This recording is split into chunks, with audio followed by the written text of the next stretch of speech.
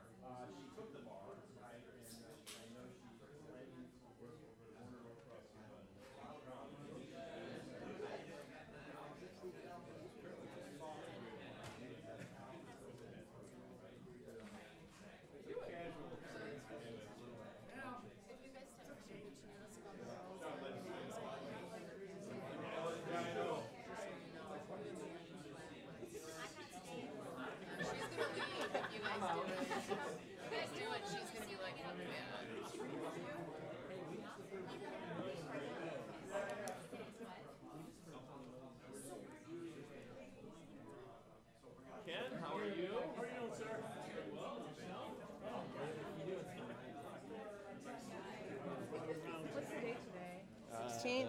16th, yep.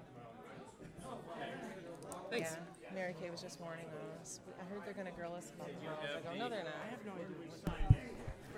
Ladies and gentlemen, if you wouldn't mind taking your seats, please.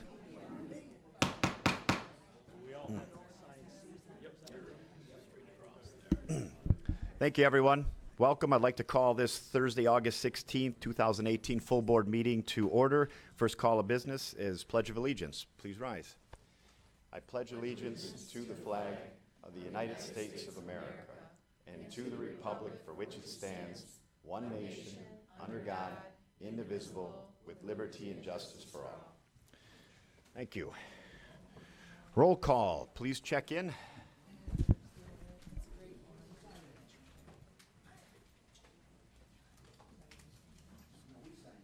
We sign in. We sign in. Okay. We're going to go with, yes.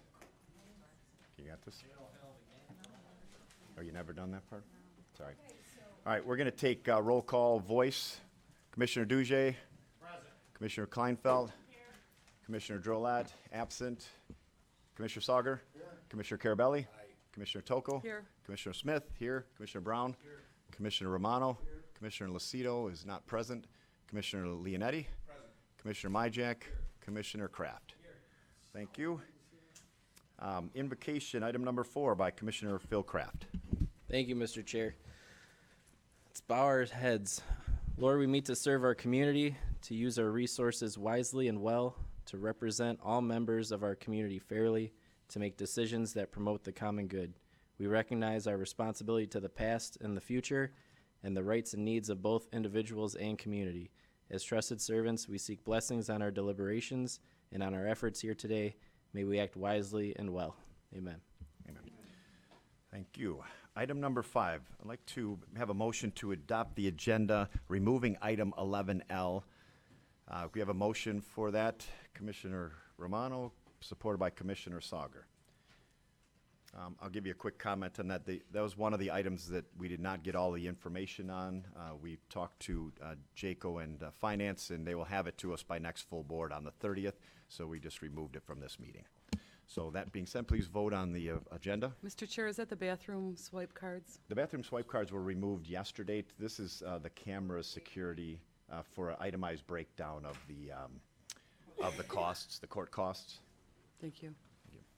All right, please vote. It just disappeared. It did? Okay, great. I never voted. Item passes. I don't see how it voted. 11 to... Item passes 11 to 0.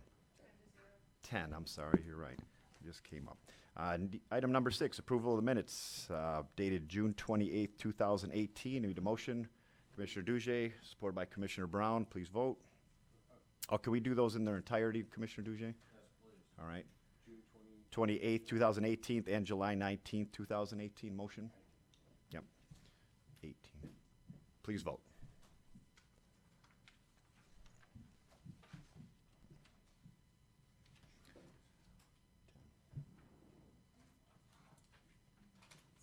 Motion passes 11-0. Item number 7, public participation. Any members of the public wishing to speak? And all of you will have your turn in a minute, so any members of the public wishing to speak? Seeing none, we're going to close public participation and move to correspondence from the executive's office. We don't have any new correspondence today from the executive's office. We discussed some yesterday, so we're going to close item 8 and move to item number 9, which is what we've been waiting for. Presentations from the Macomb delegation, a town hall session. I'd like to ask Commissioner Sauger to welcome all of you in, because this has been something Commissioner Marv Sauger has been pushing for a long time. So thanks, Marv. Go ahead. Okay, I want to welcome our Macomb County delegation from Lansing. There's a great group of you, a lot of brains up here, and a lot of good answers will come out. And the reason is I asked for all you to come down here is some of the commissioners have questions what's going on in Lansing about this, and this. Well, the best way I thought would be bring you all down if possible, and then you can answer it. I don't think we should direct any one thing at any certain representative or who else is here, but a question in general. So on behalf of the board, it's a thrill to have you all here, and we hope we get some good answers. And anybody that gripes or bitches about something after the meeting, I'm going to say, why didn't you ask it while they were here? Okay? Thank you. Great. Thank you, Marv. As Commissioner Sauger said, welcome. It's great to see so many of you show up here today. We're very happy to have you, and we hope that this works out for everybody here. So we all have what's on the in front of us that we'll just talk about the communities you represent, the committees which you serve, 2 initiatives that you're involved in.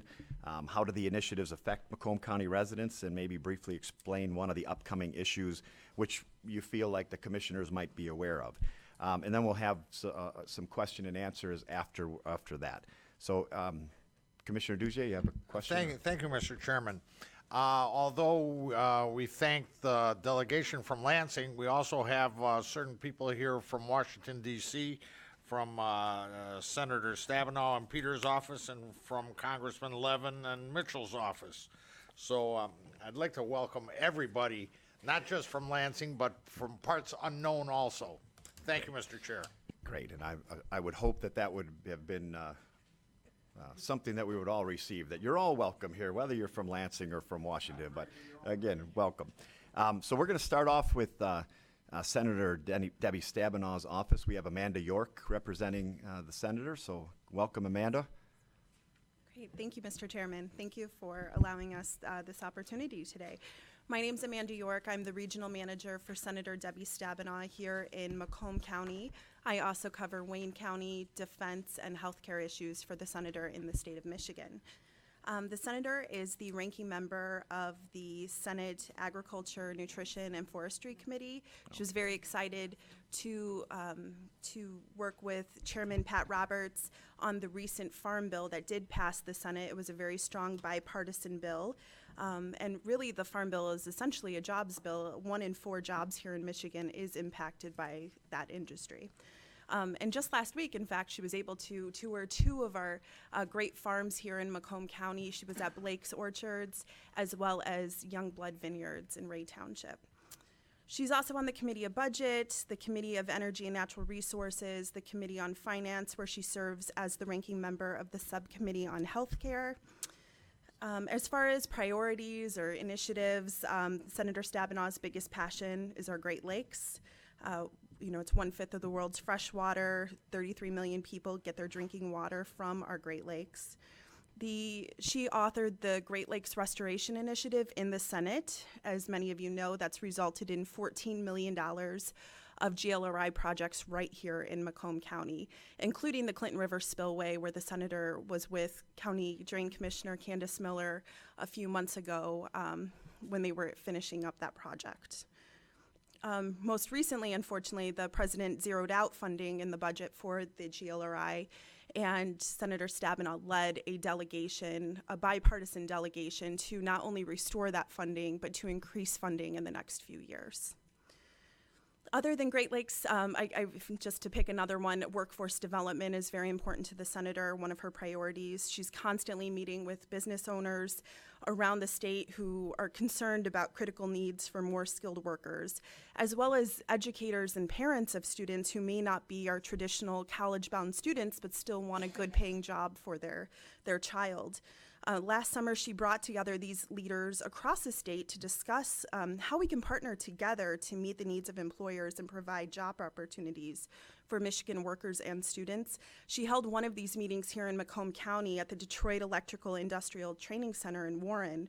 Attendees included local labor leaders, business owners, representatives from Macomb Community College, the Macomb ISD, as well as students and parents. And these meetings directly resulted in Senator Stabenow's New Skills for New Jobs agenda, which is a package of bills she introduced in the Senate to help every young person get the skills they need for a good paying job. Recently, just a few weeks ago, Senator Stabenow's career counseling bill was signed into law. This legislation will allow school districts and community colleges to use federal funding to recruit and retain career counselors who can put students on a path towards a rewarding career in manufacturing and skilled trades, as well as a 4-year degree. As far as upcoming issues, I think Macomb residents would be interested in, she's constantly looking to lower the price of prescription drug coverage. She believes healthcare is a basic human right, and that includes being able to afford your prescription drugs. Knowing the lowest price at the pharmacy is a bill she's recently introduced. Many pharmacists, I think a lot of people don't realize this, but many pharmacists are prohibited from telling their customers that medications may cost less if they pay out of pocket than if they submit it through their insurance.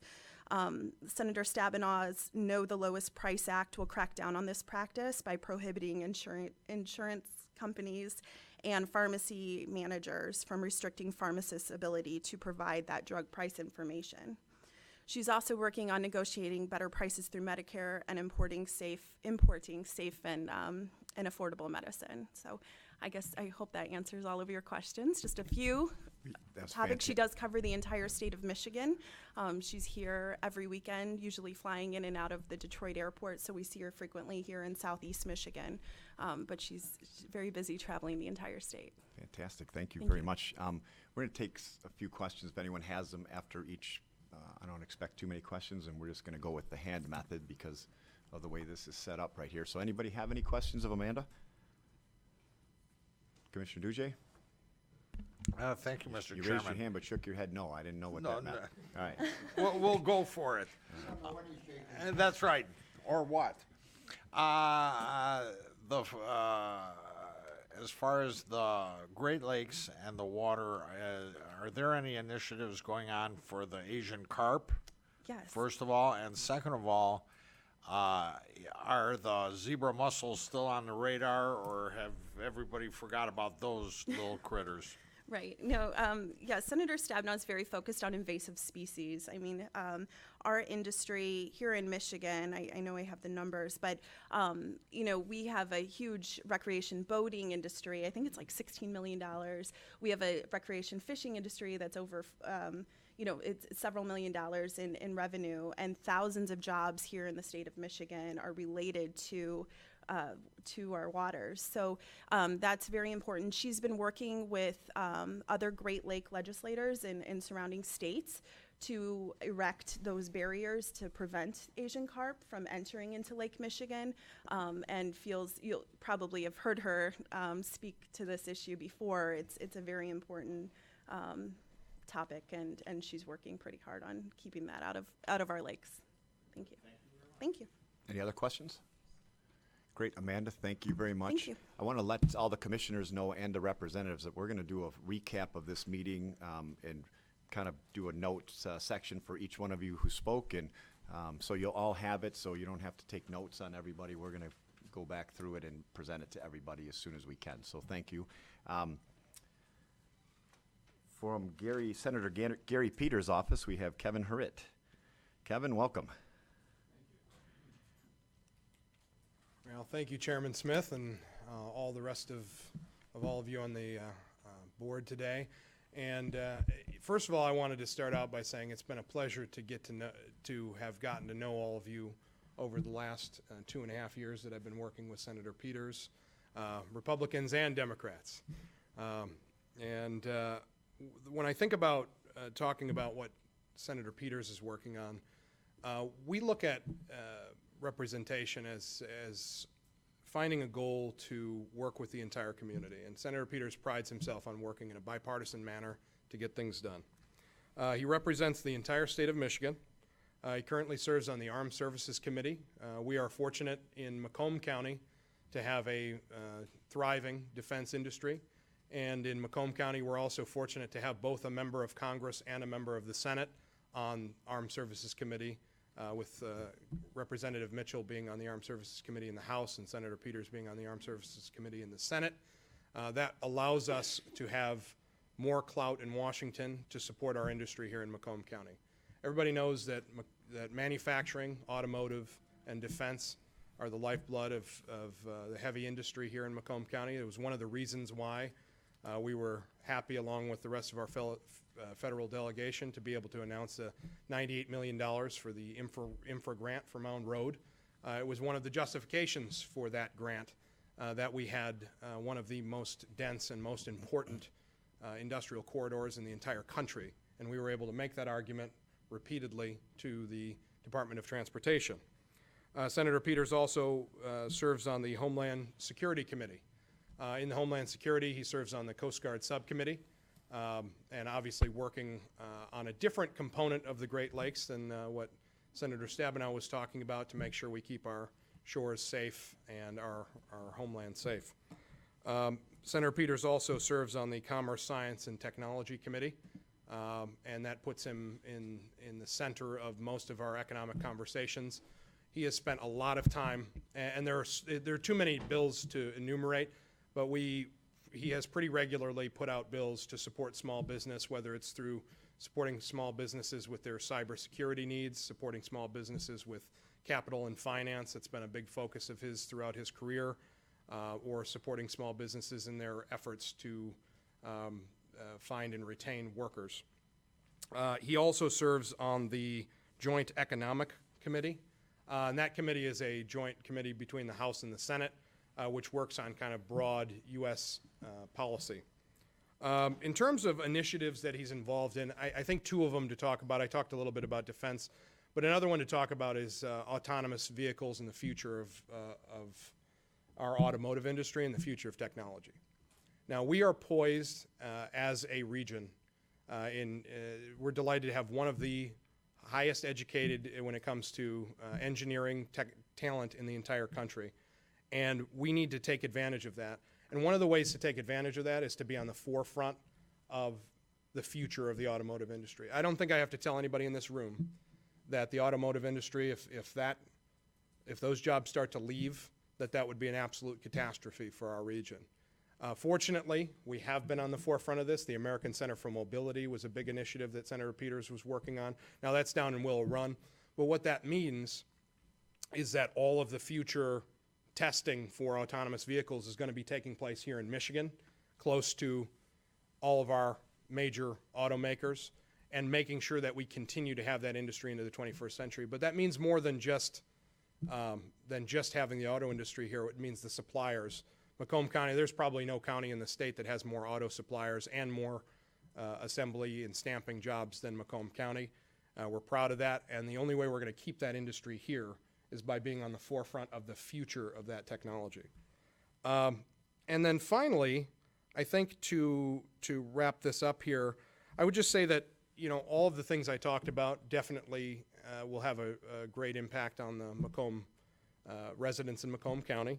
I'd like to echo, and I'm sure Senator Stabenow's representative would echo these statements back, that our offices work very closely together. We are fortunate to have senators who are on different committees, so that Michigan is well served in a variety of different areas.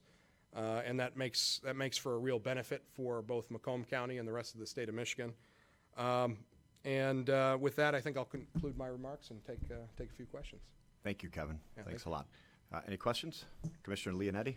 Thanks, Mr. Chair. Good to see you, Kevin. Hey, good to see Hey, you. one question I have for you down the road, and if you have answers on it, is it affects Harrison Township, where I come from, Selfridge Air Force Base, the F-35. What's down the road on that? I mean, we lost on the first round. Anything that we're going to do differently here for the second round when it's available? Well, so yeah, F-35, that's a great question, and I know everybody in this room worked really hard to try to get that first round of F-35 into Selfridge Air Force Base. Now, fortunately, Selfridge has been granted military construction money to spend up to $80 million upgrading their fighter facilities, which means that in the long run, the Air Force and the Department of Defense has plans for a fighter mission at Selfridge. So that's first and foremost. Second, our delegation has been very effective at protecting the A-10 mission. And because our delegation was so effective at getting funding for A-10s to keep our mission in Selfridge, the Chief of Staff of the Air Force thought it would be easier to shift out F-16s and F-15s as opposed to shifting out A-10s, because the A-10s are funded in the foreseeable future. That being said, Selfridge will if Selfridge continues to have a fighter mission into the future, which the construction money seems that is likely to be, then Selfridge will eventually, because all fighters are going to transition to F-35, will have an F-35 squadron stationed at Selfridge. It's just a matter of time. And, the Air Force has their broader plans on decommissioning old platforms, and that's just going to take some time. But, the funding is there. There's bipartisan support for those fighters, and we're hoping to bring them to Macomb County here eventually. So. Thanks. Yeah, thank you. We all appreciate all of your work on that. Commissioner Kleinfeld? Thank you, Chair. My husband works at the Tech Center, and not that long ago, one of his roles was working on the autonomous vehicles and how they communicate with the surrounding. Mm-hmm. One of the big concerns about having them here is the condition of our roads. It adds a layer of complexity to what they're doing. It's very hard to test here because our roads are in such poor condition. Are you concerned at all about that being a hindering block for us to be able to succeed there? I'd say that I couldn't possibly not say that I would be concerned about the conditions of our road. I think I'd look like a crazy person if I was professing otherwise here. We have a lot of work to do, both on the state, federal, and local level to get our roads fixed. Certainly, I know our delegation kind of generally is very supportive of that, and you saw that around the Mountain Road project and around funding for 696 a couple of years ago and all that kind of stuff. That is a bit of a concern, and it's been raised with us before. I don't think that the rest of the country is in much better shape than we are. They're in better shape, but they're not in much better shape. Our competitive advantage is that the auto companies and their research facilities are here in Michigan, and so that's why I think that it is certainly a concern, but probably not. So long as we all do our jobs, not going to be a concern in the long run, because we're going to get these roads fixed and figure out how to do that. So. I hope you're correct. Thank you. Commissioner Duje. I just can't keep quiet with the Senate in front of us. Good afternoon and welcome, Kevin. Question, as far as Selfridge, I think you've done a good job in keeping A-10s. A-10 funding came in to fix all the wings on the A-10s, and that actually helps Selfridge stick around. 10 years ago or less, we were fighting to keep Selfridge here, between Selfridge and TACOM. That was a very important fight, and it's paying dividends now. So I'm very, very happy to see Senator Peters working on that. But now for something else, have you gotten your motorcycle license yet so you can ride with the senator? I will get my motorcycle license as soon as my better half allows me to get a motorcycle license.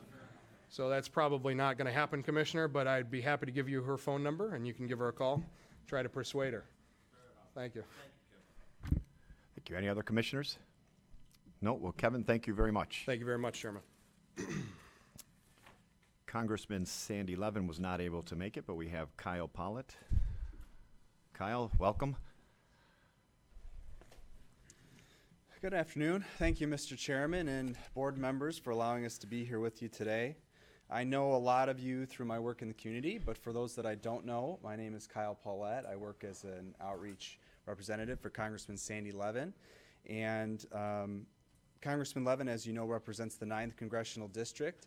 That is a big chunk of Macomb County from 8 Mile Road, I like to say up to Hall Road, minus a portion of Sterling Heights, which we share with the 10th District. The 9th also extends into southeast Oakland County, where we have communities such as Royal Oak, Ferndale, and also Bloomfield Township. Congressman Levin is the former ranking member on the House Ways and Means Committee, and he maintains a leadership role within the committee as the ranking member on the Healthcare Subcommittee within the Ways and Means Committee. In his role on the Healthcare Subcommittee, the Congressman has introduced a piece of legislation which is H.R. 3111, and this actually would close a benefit gap in Medicare that would provide coverage to comprehensive dental, vision, and hearing care to senior citizens. And this is a bill that provides reasonable measures to phase these benefits in and also to reduce the costs of such benefits. The bill is co-sponsored by more than 30 congressional members, and it remains a priority with Congressman Levin and other Democrats on the Healthcare Subcommittee and Ways and Means Committee. Another important effort that the Congressman has been extremely passionate about, and which plays into his role in Ways and Means Committee, is international trade. Now, he is one of very few congressional representatives who have actually been to the NAFTA renegotiation hearings that have occurred in Canada and Mexico in the last year. And so because he's so passionate about that, it's been something that he's been following very closely and has been very active on.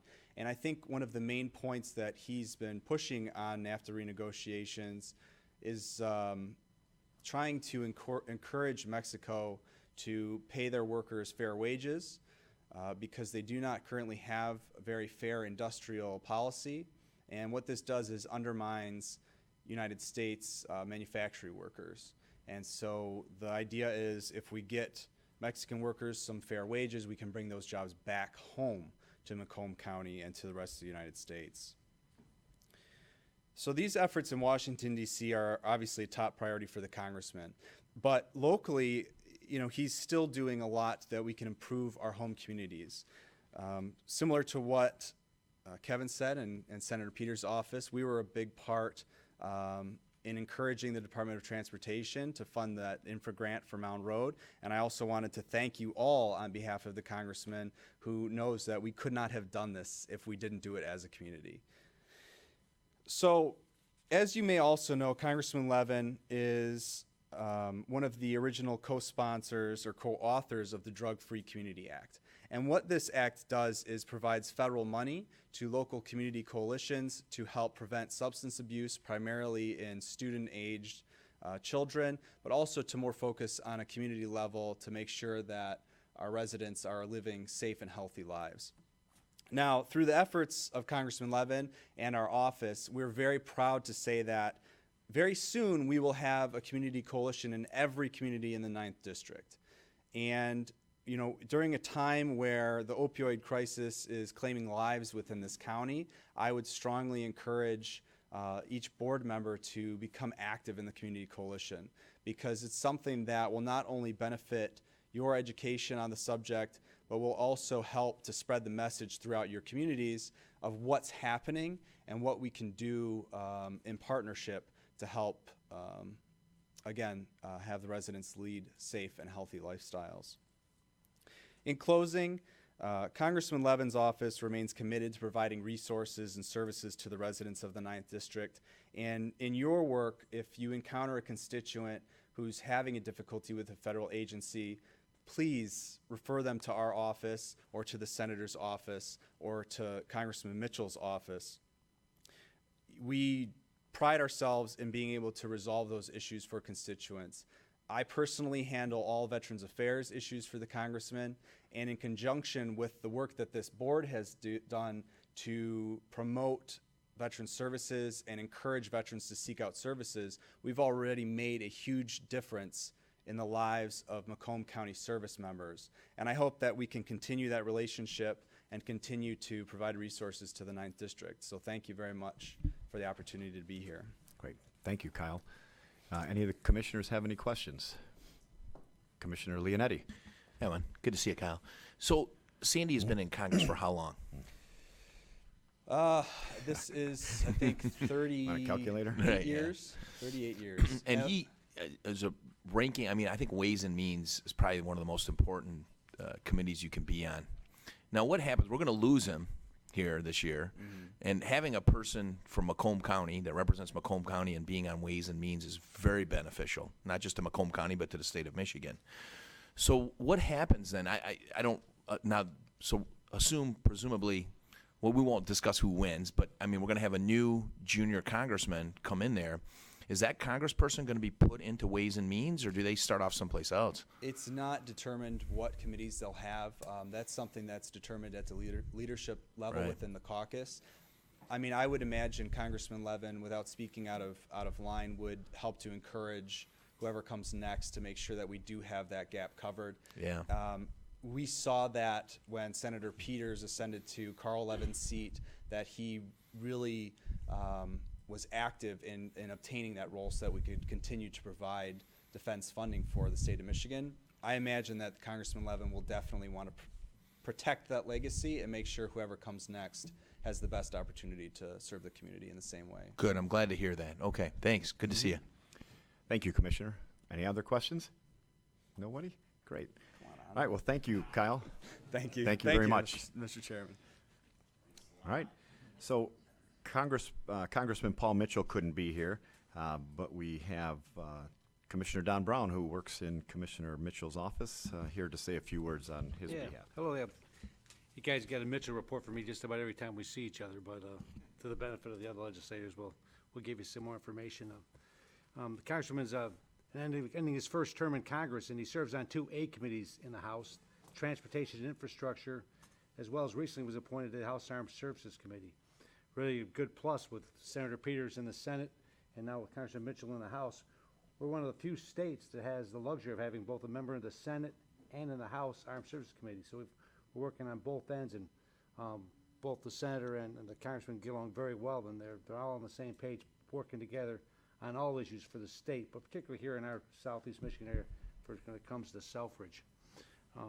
The Congressman's also on the Transportation and Infrastructure Committee, and he serves on the subcommittee on aviation. He's the vice chair of that, and also on the subcommittee on highways and rail. And interesting, rail is an infrastructure issue that really is in need of work in the state, because Michigan's #2 industry in the state is agriculture. And one of the main ways we get agriculture out of our state is by rail. Unfortunately, the rail of the state is, much of the short line's in poor condition and is in need of some plus up to get that agriculture products out to market. And so they're trying to work on that. They're working on a bill in the House to invest in America again, rebuild America. We've rebuilt all the countries overseas, and that'll be an area that the Congress is particularly interested in trying to help work and support. The other subcommittees I failed to mention in Armed Services, he's also on the subcommittee on Sea Power and Protection Forces, as well as on the subcommittee on Strategic Forces. He also serves on another committee that's not quite as large, but it's the Oversight and Government Reform Committee. And he serves on the subcommittee on Health Care and Benefits and Administrative Rules, and the subcommittee on Information Technology. And with all the hacking going on in the economy and all the stuff making the news about protecting our elections, there's a lot of interest in that whole subject area, and they're delving into it with the best minds of the country to try to see what they can do to help address some of those issues. Some of the initiatives he's been involved on, the whole delegation's been big support for bringing Mound Road. That Mound Road was the largest road investment by the federal government for a non-U.S. highway. I-75, the major U.S. freeways. was a large sum that come into the county, and Congressman Mitchell was very happy to work with our delegation and work with the Trump administration to try to bring that money here to the county, and we're looking forward to getting it going. Recently, they just announced that Seville Mayor of Harrison Township, that vacant property, 103 acres over there, is now going to be converted into a state-of-the-art veterans home. That's, again, cooperation with the whole delegation, both our friends in the Senate as well as in the House, to help make that happen. And it's going to bring more assets to Macomb County, another place for people to come to Macomb County to do business, as well as create more jobs and economic opportunities, as well as provide first-class, world-class service to our veterans who we've made a commitment to, stepping up to the plate and honor their service to us. And so we're looking forward to getting that rolling. As some of you may know, Congressman Mitchell spent his career in education, job training, private job training, and he's interested in that, went into Congress, and he's working with his colleagues in a bipartisan way, both in the House and in the Senate. It's interesting, they're both working collectively on both chambers on bills, and one of them that they passed just recently was a career education and technical education bill that's going to allow more flexibility for states and local communities to use that money to help bring in more vocational workers and other things as they see fit. Basically, the bottom line is there were loosening regulations that were hamstring some of the money that came into Michigan and other states across the country. Because obviously it's a recognition now that education has been on the back burner for too long, and now we're scrambling to let everyone know that there's good paying jobs for all sectors, everyone in the economy, and so that's something that they're working on. It's also going to help improve choice in education, and that's very important. He also fully funded another thing that affects Macomb County is, and it was mentioned earlier, the Great Lakes Restoration Initiative. Something very important that, the Congressman Mitchell spoke out against the president when he wanted to reduce that number in the budget. And they passed it last year and put it in the budget, and they did the same thing again just recently. And they fully funded the Great Lakes Restoration Initiative. And we in Macomb County probably know better than most the importance that those federal dollars do to help leverage local money to make sure the environment's clean and healthy for everyone that's involved with it. So it remains active. They passed a tax cut in Washington, give everyone a tax cut here in our district and in our area, and continue to work on raising everyone's votes. So that's my 2 cents. Any questions? Great, thanks, Commissioner. Any questions? Of course, we See always me know after where the to. meeting. We all know where to see you. Commissioner Brown, I just want to check. I was at that press conference. From what I remember, that was the largest federal grant for any non-federal highway project in the United States ever, I believe, right. from what I remember, right? Okay, That's which is right. pretty amazing. Yeah, almost $100 million coming into Macomb County. And it's a regional project, Macomb County, Sure. but obviously the whole region uses it, and it's a great thing. Can't wait to get it started. Great. Thank you. So from Senator Jack Brandenburg's office, we have Ken Mateo. Ken? Welcome. Thank you. Just a couple of issues that is really on our front burner right now. One that's come up is a bill that's being proposed, Senate Bill 1025. This is a bill that apparently they're trying to circumvent local units of government in terms of doing tax assessments and turning it over to counties. Now, we're still trying to get heads or tails out of what the intent is of the state treasurer in terms of this legislation. And everybody seems to have a different take on this. Like, I've been doing surveys of all the various municipalities and their assessors in terms of what they think this thing really entails, and everybody seems to have a different impression of what it entails and what the bill really calls for. Well, it's going to be our hot potato because it's going to come up before our committee. Jack is chairman of finance, which is tax policy, so we're trying to determine exactly what the implication is. It's kind of interesting because the county here says that we don't have the ability to take over all the assessing, and who's going to want to send all your constituents up to the county, because some of these counties have a long distance between their municipalities where they go to talk to their local assessor to appeal their assessments. You mean to tell me we're going to have to go to the county now to do this? Well, that's what we're trying to find out exactly what Treasury's intent is on this very important piece of legislation. It's very complex, and we're still in the process of gathering information from the local assessors, what their capabilities are, what their understanding is of their role. Will we have local city assessors in St. Clair Shores and Warren, or is it everything going to be handled by the county? To which the county here says we can't do it. So I will keep you informed as we learn more about this legislation, as more information comes to us, and before our committee hearings start coming up here in September. But that's Senate Bill 1025. So keep on the alert for that. Another thing that we've been very interested in, Jack's been very interested in educating people about Public Act 51.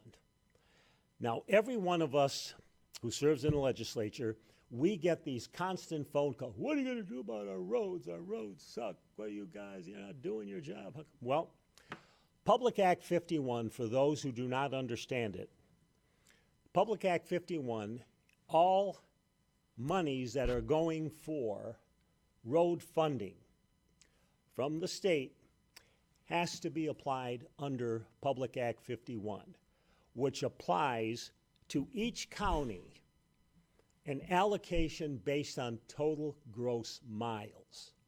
That's been the big bugaboo that we've been dealing with here since 1951, which means that in Wayne, Oakland, and Macomb County, we're getting screwed. I mean, that's the simple thing about this. Jack's idea was, if we take Democrats and Republicans and eliminate the partisanship out of this issue, if we can get Genesee, Wayne, Oakland, Macomb, Monroe, and Washtenaw counties, the senators, the representatives from both political parties to say, look, we got a common interest here.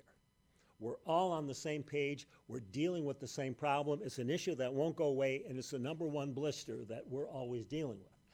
So if we could get everybody on the same page, legislators thinking out of the usual box and thinking in the same box, that we realize that we've got like a whole regional civil war going on here between those of us in the southeast and those of us in the outstate districts. And they're going to say, wait a minute, I'm going to tell my constituents that we're going to cut back on our funding? Why should, well, you guys got more money. Wait a minute. We never know when we may need it. It's a sort of a thing that I can remember when I was in basic training at Fort Knox, and and our mess sergeant came out. Excuse me. My mess sergeant came out and he made me spill this milk all day. And I said, why are we spilling this milk? Because we've got more milk coming tomorrow. But this is fresh milk. He said, don't argue with me. You got to get rid of this milk. He said, why don't you simply cut your allocation? And he just yelled, he said, listen, you never cut your allocation. You understand the way the Army does things? You cut an allocation, you never get it back when you need it. So go out and spill that milk. So I have to spill all that milk because more milk was coming. Well, that's the way the outstate areas think about this. To put it quite simply, I know we got more than we need, but hey, your problem is your problem, our problem is our problem. So we've got like this massive civil war going on between different sections of the state. So Jack's idea is, if we can get ourselves thinking out of the box and thinking, and we all get on the same page, we can, with sheer numbers, do something about Public Act 51, which is what we have to change, because no matter how much money we're going to put into allocating for road funding, Public Act 51 of 1951 is still going to kick in. Can't avoid it. And the third issue I just want to bring up is Jack threw out a bombshell earlier this year to gradually eliminate the state income tax. How did that idea come about? Well, Jack and I were having a discussion last year. He says, Jack, do you realize that in the 1960s, Michigan had 19 congressional districts? We now have 14, and we're going to go down to 13. As we lose population, we're losing population because we're losing jobs. You lose jobs, you lose revenue. And what happens is we always end up every fiscal year deciding where we're going to cut, and we're fighting over a constant shrinking pie. Now, no matter how much the auto industry is doing for us today, we know that it's still a cyclical industry. That is a basic reality. We're still stuck with a cyclical industry that's going to have its downtimes. And what are we going to do with the next downtime? Well, our idea is, let's think outside the box. How does Michigan compare with states that have no income tax? It's remarkable. The statistics are there.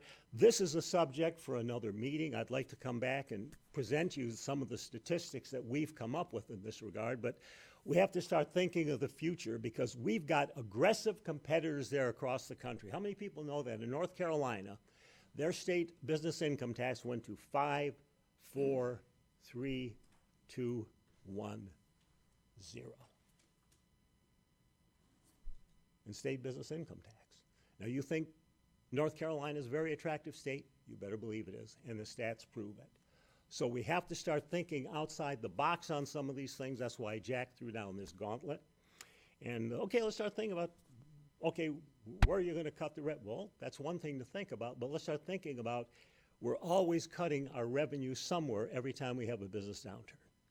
So what are we going to do to avoid the downturns? What are we going to do to add more diversification to our state? So that's our thinking. So those are some of the 3 issues that we're really focused on right now. Oh, is that it? Okay, great. Thank you. I'm sure we have some questions. Commissioner Majek. Thanks. Oh, Go ahead. You want to go first? Okay. Thanks, Mr. Chair. Commissioner Thanks, Leonetti. Mr. Majek. So, Ken, I'm glad you're the first person from Lansing of this delegation that talked about Public Act 51. Commissioner Kraft is a Republican, I'm a Democrat, and I've often asked him, I said, because he works up in Lansing, I said, can't you get those folks up in Lansing to forget about this partisan nonsense? I mean, we've got more representation in southeast Michigan, if you add in Genesee County and if you add in Washtenaw County, that we should have the number of votes necessary to change the formula for Public Act 51. So I'm really glad to hear that from you here. And I'm going to tell this to all of you because I was going to ask every single one of you, do something about this, please. Because let me tell you, it sucks being a county commissioner from Harrison Township where we don't even have a road millage. So I got to rely on county money to try to fix our roads over there. So I get it all the time. I know Jack lives in Harrison Township too, so I get it all the time about how bad the roads are. So this is for all the folks from Lansing that are here. Please, forget about the partisan stuff. Think about our region, okay? And join forces with Genesee, join forces with Washtenaw County, and do something about Public Act 51 so that we can get what's appropriate for the roads. I think Candace Miller, if you want to talk about, she put out a great article. I mean, most of the heavy traffic that we get is from southeast Michigan. The trucks are the ones that are destroying our roads. We're the ones that should be getting most of the money to deal with our 6-lane highways that accommodate the trucks. I mean, Mound Road got money federally. Let's not kid ourselves here, because it's a military corridor, okay? You've got General Dynamics right down the street there and all those heavy trucks going down. You got Ford. You got them all down there, okay? So really, please, I'm really glad to hear that Jack Brandenburg's doing something about that. And I think every single legislator that comes in front of us here in a few moments should think about that forget about the partisan stuff and do what's right for our region. Thanks. Okay. Thank you. thank you, Commissioner. Commissioner Majek. Yeah, thank you. Thank you very much for coming here today. What I don't understand is how can you make a comment like we need to have no sales tax or income tax at all, and how can that be healthy? Income tax. We didn't say income anything tax. about Thank you. sales. Strictly, we were looking at the. Well, let me finish. Hold on. Let me finish. What I'm just thinking of as a normal citizen is, you can always argue if taxes are too high or too low. That's one thing. But to say that we want to have no tax at all that provides a revenue, an income source for schools, infrastructure. I serve with Candace Miller on the mid board. We're following, the governor's initiative that said there was a big, I think, $4.5 billion shortage of infrastructure needs in Michigan, roads and sewers. Mm-hmm. When you talk about numbers like that's a number issue. It's not a political issue, but it's a shortage of revenue. I think here, we have 4.56 is our millage rate, county mills here, and if we were to cut that in half or eliminate it totally, we would have to make up. Who's a budget person here? How much do we get from? I think we get a lot of money from personal property taxes through the county millage, and I think like that mindset. If we did that in Macomb County, what would that do to our budget? That our budget would be $1 million a mill. So that's a lot of money, and we would be really short and have to cut a lot of services for people. And I just don't understand the mindset of wanting to eliminate that funding source that is so crucial to the needs that we have in the state for schools and infrastructure, roads and sewers. So I'd like to hear your thoughts We're only on talking that. about income tax. Like these other states have various forms of sales tax. Like sales tax, they might have an 8% cap, for example, in terms of a sales tax. For the state will get 6%, and then the local communities can take 2%. So there's various formulas that we're looking at here. So it's not totally eliminating all taxation. We're seeing what the successful growth states are doing to substitute for the lack of an income tax. Why is Texas up there into the $1 trillion? I'll show you Texas statistics, it'll blow you away. They are now the #2 economy in the country. They're going to be the #1 economy as California's imploding. How can you be so sure the economic side of it to say that the taxes are 100% positively correlated to the growth? It's certainly a part. I can make an argument. I'm an econ major from Michigan State. I can make an argument that maybe the tax rates might be too low and we've lost a lot of tax revenues to special interests in Lansing that don't need it. And with those shortages, we've had people that don't want to come to Michigan based on schools or roads or infrastructure. That argument can be made as well, in my opinion. Yeah, that argument can be made, but when you take a look at the statistics of where population growth is taking place and you break down the country by regions like Northeast, the Northeast is losing population and compared to the other sections like the South and the West and so forth, like Florida. Florida's the growth area. But if you think California, doesn't California have very high tax rates and there's a lot of growth in people and migration there? No, it's going the opposite direction, and Texas is benefiting from it. The stats are proving it. So when you take a look at high tax states or people who believe that taxes are going to be the answer to the panacea to all your problems, that's not what the growth pattern statistics show us in terms of population. So where you lose population, you're losing people, you're losing jobs, you're losing businesses, because they all follow each other. It follows the trend. And if you take a look at Michigan's economic growth compared to those states, it's quite anemic. The statistics are there, and I will be more than happy to come before this committee and provide you with the detailed data of what this. It's very eye-opening. And you cannot ignore those hard numbers. Right. But you can't ignore this hard number. 19 congressional districts in the 1960s, we're now going to go down to 13. Yep. Commissioner Majek, although this is interested, I was going to say I would like to invite you back to maybe discuss this a little further at one point if you'd like. I think I would. Thank you. It's definitely something worth looking at in terms of all the statistics of where it really goes. And the numbers don't lie. Great. Commissioner Kleinfeld, I think you had your hand up. Yes, and I'll be very brief because I'm actually giving you food for thought as much as instead of having a debate with you. Companies go where the educated workforce is, and the educated workforce is leaving the state of Michigan because we're struggling with our Parks and Recs programs. Most cities are shutting them down. When you do a cut at a state tax, we all know at the local level that to balance up there, we end up getting cut down here. Mm-hmm. And the residents actually see the benefits of their tax dollars when they're spent at the local level as opposed to being set onward. So just food for thought with respect to why the educated workforce is leaving, and with respect to Texas and Florida. You know, they have the benefit that they don't have to salt their roads every year. Mm-hmm. I've lived down in Texas, and by the way, the parks are absolutely stunning because they've got a whole lot more money than we do because we have to repair holes in the roads. Our roads take a hit because of our weather. We have a lot of expenses up here that they don't have down there that just makes it more expensive, generally speaking, to run a state up in the northern end. Mm-hmm. But we've done 2 big business tax cuts in the last, I don't know how many years, but there were 2 big ones done.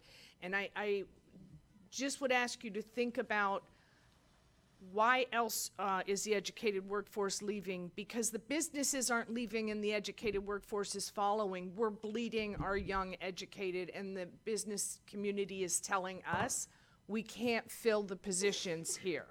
So just food for thought. Well, No, and I know other people have questions, so I don't want to get into a debate because I don't want to end up other people want to speak. I just want you to carry that back, that it was said, and something to think about. Just think, that's all, not, you don't have to agree with me. And Ken, we'll be Thank happy you. to have you back. This seems like a bigger issue than what we're looking for right now, but I'm happy to have you back. Commissioner Duje? Thank you. Thank you very much for being here. First of all, although cutting the income tax is an interesting proposal, how you fill that gap is a story for another debate. Yeah. Frankly, I think the people in Michigan at this point in time, as opposed to cutting the income taxes, would rather see that money going in and fixing the roads and fixing the Law 51 and so on and so forth. Road funding is paramount as we go forward here in this state. The other thing that was brought up as far as Texas doesn't have the problem with snow, the problem with weather that we have here in Michigan. So we do have a lot of expenses that they don't have.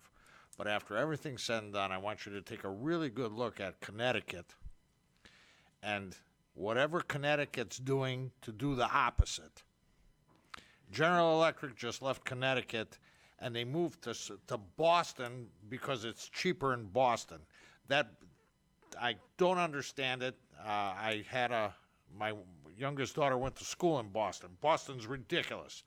But to say that Boston's cheaper than Connecticut is just unbelievable.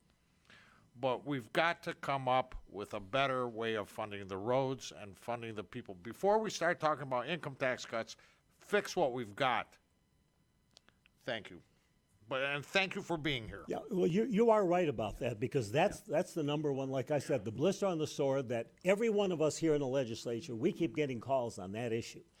And that's why Public Act 51 and the education about Public Act 51 is going to be so crucial, because if we can get, again, everybody thinking on the same page that we got a common issue here, this is not a partisan issue, because we're all getting the same phone calls, and they're all driving us nuts and blaming us for it.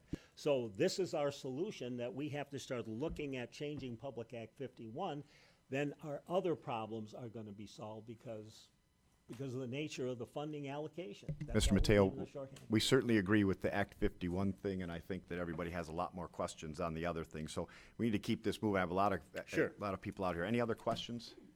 That being said, Mr. Mateo, thank you for joining us. Okay, thank you.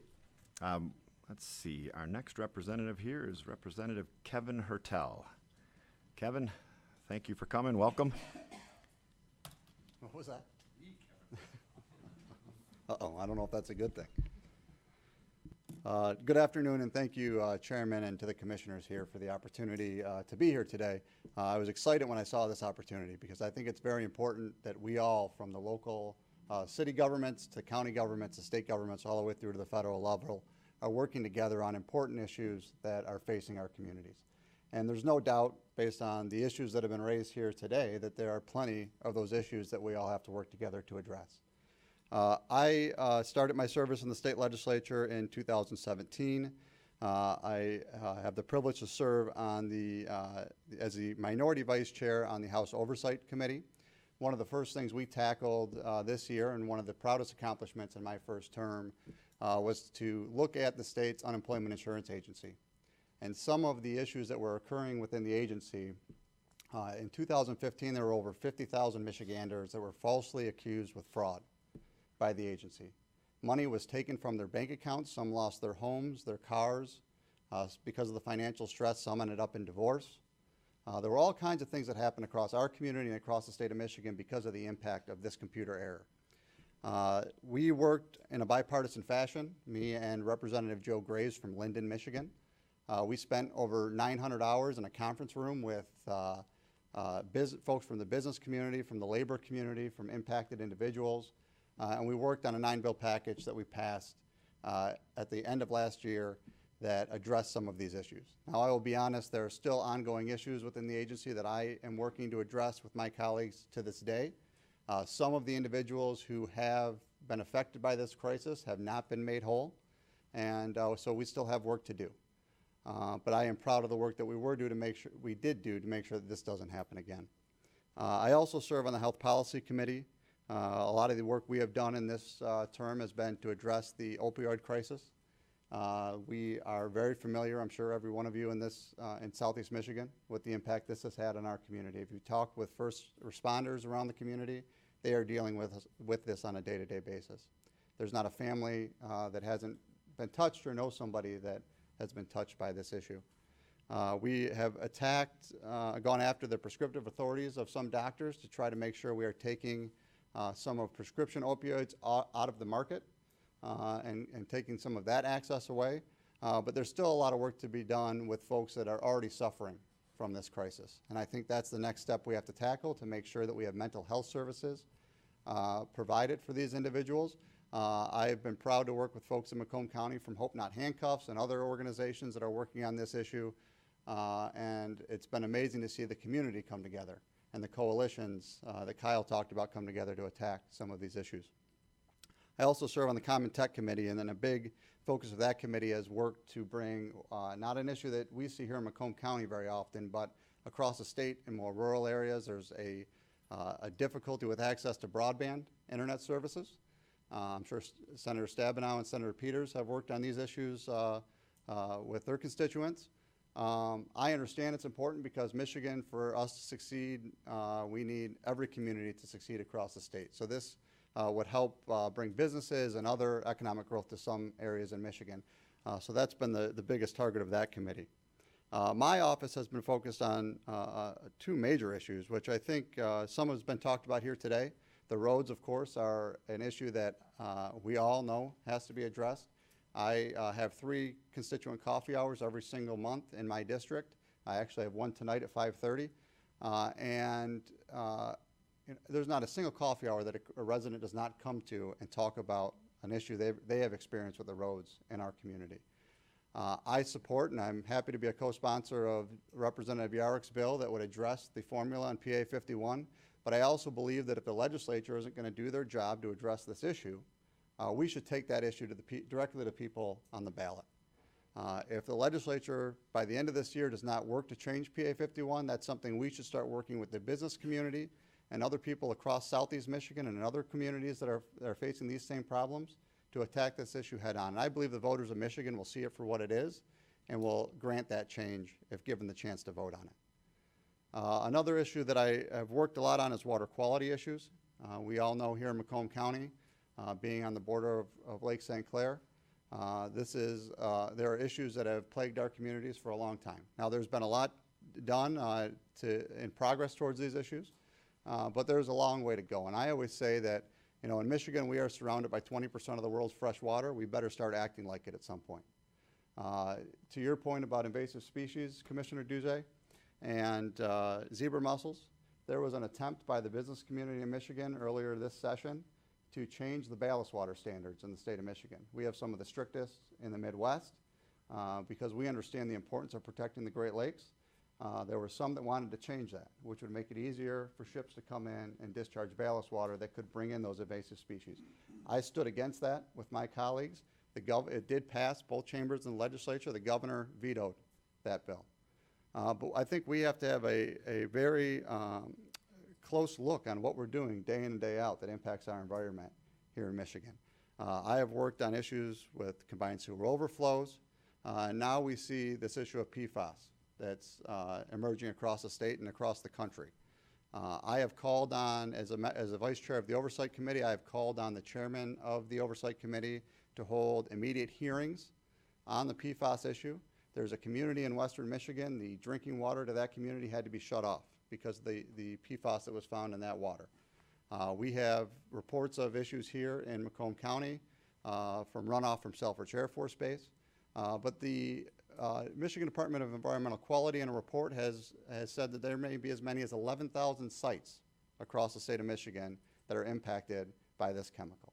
And I believe, while we may be on summer recess, that we should come in right now, because there are residents across this state, across many communities, that are worried about the safety of their drinking water. And that's something that should never occur in any state in this country. So I believe we should hit this issue head on and have immediate hearings to find out what the DEQ knows. Those are the issues that my office has worked on in my first term. It's been an honor to serve the residents of the 18th House District, and I've had the pleasure of working with many of you throughout my first term, but I look forward to working with all of you as I continue public service. I'd be happy to take any questions. Thanks, Kevin. Commissioner Carabelli. Thank you, Mr. Chairman. I'm going to bring up a few issues, and I ask you all that are here to listen to them, and you want to talk about them, that's great. I'm going to bring you some concerns from my constituents. First of all, are you aware, you don't have to answer them all at once, I'm going to throw them out there, and if you want to talk about them, that's great. The DNR passed a rule that they can fish muskies all year now, so they took away the season, now it's a year-round season, and they are also looking to allow spearing and all this other stuff with these muskies. And we all know the amount of money that gets brought into here because of these tournaments that happen in Lake St. Clair, and it befuddles me that no one's brought this to anybody's attention other than these fishermen that are telling me the DNR is doing this, but it has to be approved through the legislature. So that's a huge concern for Macomb County. The next thing is Martha T. Berry. I don't know if you've been reached out by constituents or by anybody else, but we have some serious funding issues in mental health. And I'm telling you, we're either doing something wrong down here in Macomb County, or you guys are doing something really wrong up in Lansing, because we're talking tens of millions of dollars that are getting cut out of our budget. We're the only ones that are getting cut. The community mental health, I apologize. And then not Martha T. Berry, community mental health, I apologize. The next issue, and it'll be my last one, and I want you to think about this. Don't answer it today. Leave here. The next time you're invited back, I'd like to hear from you, or if you want to contact me personally. We've all heard of SEMCOG, right? Southeast Michigan Council of Government. 7 counties: Macomb, Livingston, Monroe, Wayne, St. Clair, Oakland, and Washtenaw. 7 counties recognized by the federal government, so when funds come in for roads or anything else, that's where the money goes, and that's how these get divided up. That's why we have that. Yet, City of Detroit has a problem. Who do they go to? Oakland, Macomb, and Wayne. The legislator passes, let's see here, the alcohol and hotel tax, Detroit zoo tax. This all gets approved through the legislature before it can go to the voters. The DIA. I mean, I can go on and on. We're talking about the SMART that goes just to the few, but then all of a sudden we're going to do an RTA. Hey, Washtenaw wants to come to the party. Well, why? Because they want a train to go down to the airport? Come on, guys. Take care of your residents that you're representing, because this is ridiculous that we're going to come out of our taxpayers' pockets and pay for these programs, but yet another county in SEMCOG says they want to be part of it now? You're telling me nobody from Washtenaw goes to the DIA? Yeah, exactly. So with that said, you're talking about transportation? Go look at the numbers. There's more people, I think it's 48% of all residents of St. Clair County travel down to go to Oakland, Macomb, and Wayne. Yeah, they weren't even considered because of politics. If we are truly a region, then we should be all sharing in any taxes that come through the legislator evenly. I'm not saying these programs aren't good or bad, but evenly they should be paid and not just cherry-picked when somebody wants to get on board to help their own residents. That's not fair to the residents of Macomb County. So I ask you to take that back, chew on it, and then you'll call me and say, yeah, you're absolutely right. Thank you. Any other questions? Commissioner Duge. I can't help it. I know. And I'll direct this to you and the entire delegation, if you will. First of all, thank you for coming. I think this is a great idea. I commend Commissioner Sauger to bring everybody together. Commissioner Carabelli hit on a couple of points. The mental health issue, very, very important. We've got problems with community mental health here in Macomb County. We've been shortchanged, and people promising millions of dollars to help and so on and so forth hasn't helped, and we're chopping programs. Can I touch on that really Sure. quick? I just want to take an opportunity. I think and I think every other legislator here will want to touch on this, but this is probably the biggest issue that the entire Macomb delegation bipartisanly worked on during this current session. Okay. I think we realized the problem early on in 2017 and tried to find ways to work together to look at what the Department of Health and Human Services, the way they were determining their cuts based on the rebasing, and what that meant to the loss in Macomb County, which over, I believe, a 3-year period, and Jeff knows these numbers probably better than me, but a 3-year period, $30 million. We all met with the department, with community health with the Department of Community Health Director, many meetings talking about the impact that those cuts had on residents across Macomb County. You can look at a budget spreadsheet all you want, but Macomb County has still the best mental health services of anywhere across the state of Michigan. And in my mind, what the Department of Health and Human Services did was came in and penalized them for that. And the best part about the services they provided was that individuals were living on their own in independent living situations instead of in group homes. And that meant great things for their mental health and their continued development as they struggled to get by. And what happened when those cuts came to be is you started putting more and more people in group homes. Which took them out of a situation where they were comfortable and put them into a new situation where now they have a whole nother set of problems that they now have to deal with and to reacclimate to that new normal. And so I don't think it was good for anybody across the county. I think it was wrong for the state to do it. We fought to get some funding, and this is why most people in this room voted against the budget. I believe last year and this current year budget going to the next fiscal year. Because the funding that we asked for was not in there for Macomb County Mental Health. And I will continue to vote against every single budget until that funding is there, because it's just that important for our community. I'm very, very happy to hear that. We've got to do more, and frankly, I think Macomb County can be held out as being a model statewide on doing positive things in that arena. Next, it was brought up trains and railroad spurs and so on and so forth. Very, very important here. The one comment was at one point in time there was going to be a line from, I believe it was from Chicago to Cleveland, bypassing Detroit and this area altogether. I think it went down in flames, but I'd like to make you aware, the entire delegation, that this is very important to the future manufacturing might of this area. Second from the last is one thing that I've been kind of passionate about is drugs in the water. And getting drugs out of being flushed down the toilet. We don't have the filters to get them out of our water. And after everything's said and done, there's nothing that says you can give them out. But I'd like to see something come out of the state that says, okay, if you're going to prescribe them and sell them, then have a way to take them back. Because when people pass away, everybody's led to the bathroom and everybody watches all this stuff get flushed. Take it to the health department.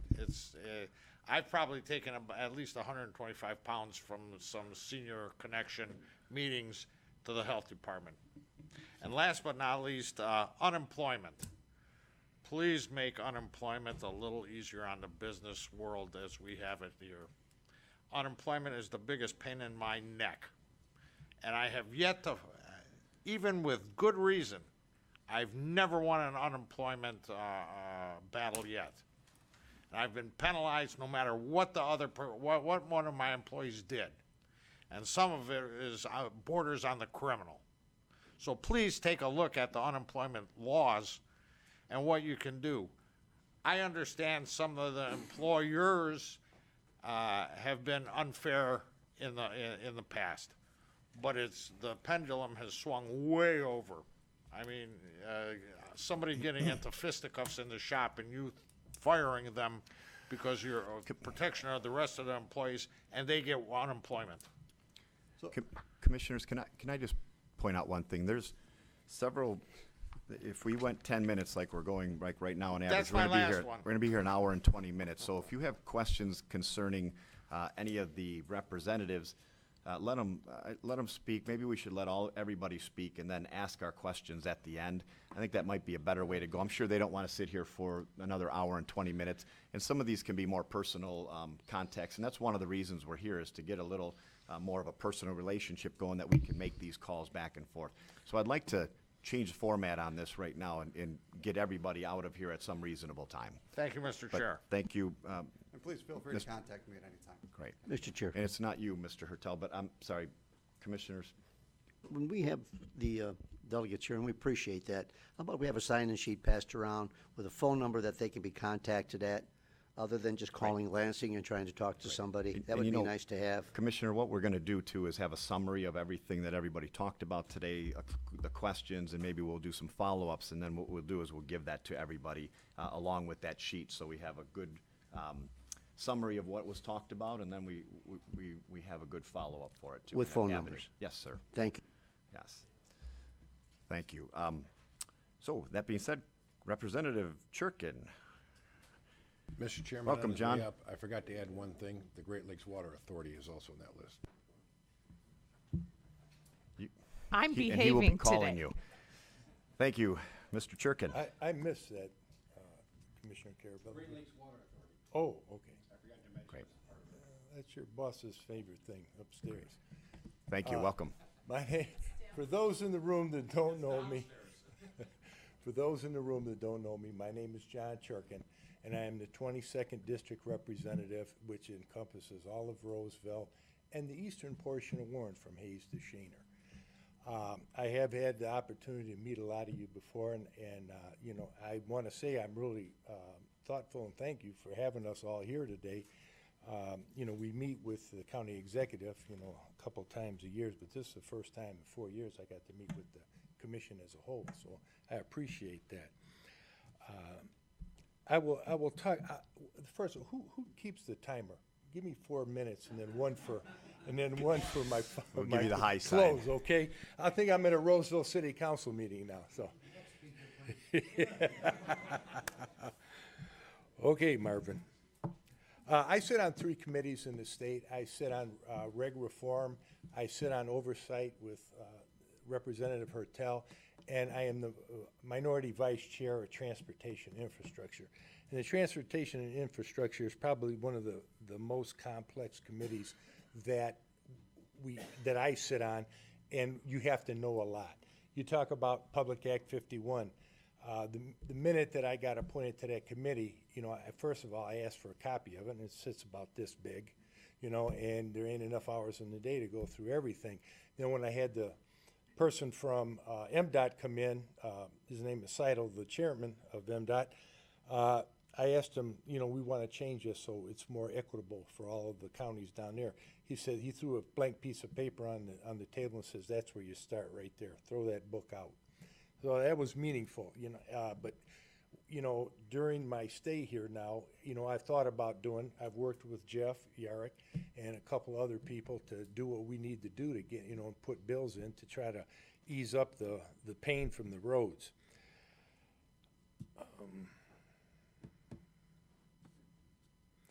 Biggest thing for Macomb County that I see in the future is the governor has asked through the Transportation Infrastructure Committee to form committees for water quality, infrastructure, and roads. And everybody's going to have to bring, and you guys are light years ahead because Mark Hackle's already done the asset management. He's already come up with $1 billion, I think, to fix all the roads. So he's kind of ahead of the curve. But they want every county in the state to do that, where you guys are ahead of it. But that's going to affect the way money's doled out in the future, whether or not it's for the roads or it's for the water quality or whatever. For those that don't know, when I was the mayor of Roseville, I sat as the chairman of the Southeast Macomb Sanitary District and the South Macomb Disposal Authority, which is garbage, and then one is the sanitation. And it was a very nerve-wracking thing because every time it rained, I had to make a phone call, make sure they push that button and let that water out into Lake St. Clair. But the water that was treated with chemicals, should have been cleaner than the water we drink at that time. I know there's different places along Macomb County, Chesterfield Township, down in Wayne County when, when that water goes out. And our colleague Pete Lucido, I think, just dropped a bill that he wants to do sanitation and drain water separate in each community, and that's gonna cost you a boatload of money. A lot of money. Car insurance, that's probably, most of our colleagues in here, that's the number one thing that they talk about. There was a bipartisan package introduced by myself, Representative Green out of Warren, Representative Diana out of the 110th District, Pete Lucido, and Bo LaFave, where it gave a cafeteria style. Now, it's my understanding Mike Duggan's going to come out pretty soon with a new package, but we have one already that we feel confident it's a good one. So, but that fight's coming. I don't know how much you guys, well, you probably hit your pocketbooks already with insurance. But when after we do this, they come back and say, oh, by the way, no fault's going up 22% on everybody's insurance bill. Well, my phone rings off the hook when that. I don't know about you guys, but this year there has to be a bipartisan thing to come to the table and get that done. They The call only us thing first, I we want. pass them on to you. Am I for it? No, you're Oh. fine. Huh? Oh, okay. All right. Real quick, muskies fishing. I am a fisherman. I am a hunter. That is on my radar, and I've had several meetings with the DNR Commission. I don't know about the year-round muskie fishing, but I know the spearing, they're really not in favor of that, but they're getting, when there's a hearing, you want to come up and testify, that's good. You'll have my phone number on a piece of paper and that. Andrew Duge and Commissioner Toko knows this. We put a drug drop-off thing in front of our PD now, so anybody at any time can come do it. I hope other cities do that too. Last thing I want to say before I do have a coffee hour next week at Little Joe's in the southern part of Warren, so Marv and Andrew, if you guys want to come see me at 9 o'clock, that's fine. It's on 9 Mile and Shaner. All this stuff that the legislation does, and this is my final comment, and they shrink government, they cut employees out, but I'm like you guys, do you see any more money in your pocket? Because I sure don't. With all this stuff, there just ain't nothing there. They talk about all the stuff that they're doing in Lansing. I haven't got a return. And the gentleman, our good president in Washington, will have to see at income tax time how much money he gave us. Because right now, I don't even know if he gave us anything. But with that, I'm open to any questions. No, we're going to change that format. Okay. We're going to take questions at the end or personally. So, Commissioner Churkin, or Representative Churkin, thank you. Thank you. From Representative Steve Marino's office, we have Mary Kay Soji. Do we have? Oh, there you go. Are you going to, would you like to speak for him? I don't know you're here, but would you like to say hi? Basically, everybody knows who Representative Steve Marino is. We represent the 24th District, Harrison Township, Clinton Township, and southern part of Macomb. I do want to let you know that he is on the Standing Committee for Appropriations. He is also on the Subcommittee for Military and Veterans Affairs, Joint Capital Outlay, Michigan State Police, community colleges, and natural resources. I really don't want to speak on behalf of him. If you have any questions or anything, he'll be happy to return your phone call, and I can set up a conference call with Representative Marino. Great.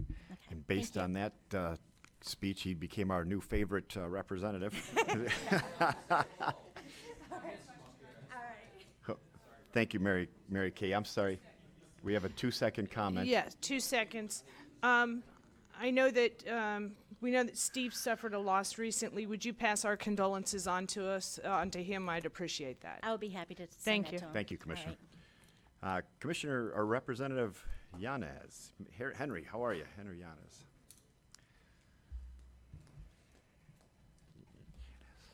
Thank you, Mr. Chair, Commissioners, for having us here today. I'm State Representative Henry Yanez. I represent the 25th District, which is the eastern half of Sterling Heights, and a small portion of the city of Warren. I sit on one committee, that's the Appropriations Committee, and on that committee I sit on 3 subcommittees, the Department of Health and Human Services, the Military and Veterans Affairs, and Community Colleges. Both the Military and Veterans Affairs and Community Colleges, I am the minority vice chair. As far as initiatives that we're working on, I think mental health was brought up, and frankly, mental health is just a disaster here in Macomb County. Interestingly enough, the people who run mental health for Department of Health and Human Services have left. One is retired and one has gone to a different department. And I am certain that with whoever is running the administration next year, at the executive level, there will be a new director for Department of Health and Human Services. So we'll have to wait and see what the future holds for Macomb County mental health. But certainly, all of you who sitting up here who work with budgets, you can appreciate what would happen if you lost $33 million in 1.5 budget cycles. So it's been a huge and negative impact to our community. It's been a huge and negative impact to the families of those with disabilities. I want to thank my colleagues, Steve Marino and Jeff Yarek, for who serve with me on appropriations, for working with us, all of us together. And it has been a group effort. The 10 state representatives from Macomb County have worked together on trying to soften the blow at the Macomb County mental health. And so it has been a team effort. We have worked very well together on that. I was also excited to hear that the new home for veterans landed here in Macomb County. The system that brought that home here, which is called the Authority, was developed in my second term when I sat on this committee. I was proud to champion that system to my Democratic colleagues and got them to support it. Through the old system, it was run by the organizations, VFW, AMVETS, and so forth, and frankly it struggled. There was a lot of problems with the in the Veterans Home up in Grand Rapids, and a lot of abuse issues. And when we switched to this new Authority system, it gave us the opportunity to not only expand, but also to raise money to help provide for care for those veterans. So having this home located here in Macomb County is going to be a benefit not only to Macomb County, but to the families of veterans who are from the Detroit metropolitan area. And you can imagine if you have to put your loved one in one of the veterans' homes, your choice was Grand Rapids or Marquette. And that's a long way to drive when over a third of the veterans in those homes are from the metropolitan Detroit area. So that was fantastic. And then as far as community colleges go, it's been an honor to work with community colleges, the Macomb Community College specifically. One of the things I think we need to note is in the last budget, the $400 million to fund community colleges came out of K through 12 education.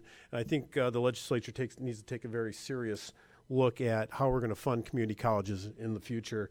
But that $400 million really needs to go back into K-12 education. As far as anything I'm working on in the future, well, I don't know. I'll have to tell you after November, I could be working on my golf swing. That might be my next thing. But should I go back to the legislature, one of the things that I want to do is work on Public Act 51. One of the things I think we need to talk to our constituents about, and I do this virtually every day, is Public Act 51 is Public Act 51 of 1951. And if we think of how the state of Michigan looked in 1951, it's completely different than how it looks today. This law is incredibly outdated. It's not right for Michigan. We need to do something with Public Act 51. One of the things I've put together is a roadmap to 56, and that means we need 56 votes in the legislature in the House of Representatives to pass anything. We need 20 votes in the Senate, so I put together a roadmap to 20 as well. So we'll have to look and see how the legislature is. How the legislature looks in next term, but there is a roadmap to get us there, to make that change. But we also have to keep in mind that it's not a zero-sum game. I think that one of the reasons why it's been so hard to change this law is because people are afraid that they're going to lose something. And it was brought up about the asset management program. I think there are ways that we can look at this problem and solve it, not only for those of us who have to bear the brunt of most of the traffic in the state, but for those who have less traffic but want to maintain the roads. And then of course, the other issue that I want to work on is auto no fault. So a lot of us have been talking to voters here the last few months, and I can tell you the top two things I hear day in and day out are roads and the cost of auto no fault insurance. So I'm going to propose that we have work groups for both of those issues, that we put legislators in a room with stakeholders, we lock the doors, and we don't open them up until they come out with a solution that's going to benefit the citizens of this state and Macomb County. So with that, I thank you for the opportunity to come here today and speak to you, and I'll be available after this meeting for questions. Thank you. Henry, thank you, and we hope you can put your clubs away after November if you're not working on your game. Representative Farrington, Janna Farrington. Welcome. Thank you, Mr. Chairman, and everybody on the members here. I am Janna Farrington. I don't know if everybody knows me or not. I represent 30th District, which is all of Utica, part of Sterling Heights, and part of Shelby. So I back right up to Mr. Lucido over there in the Shelby Township. I actually chair financial services. That is my background. I sit on health. I sit on the Energy Committee, and I also sit on Family, Children, and Seniors. Some of the things that are interests for Macomb County, Representative Marino and myself, we put a bill through that would increase the amount to municipalities and counties for disaster assistance. So what happened with the sinkhole, hopefully this would help as far as funds for anything like that going forward. And then obviously CMH, everyone has talked about here. It always is a concern of all of us in the Macomb County legislation. And we have been good about working together on trying to get funds for them. That is one of my goals, and I have been trying and working to try to get additional funds for that. I don't know about you guys, but my constituents always call me about fireworks. Seems to be an issue always in the summer. So I have a bill out there that would actually allow the municipalities to get rid of the sales and use on large fireworks. So I don't see that moving anywhere, but we'll see what we can do about that, because always in July, it's always calls and calls into my office.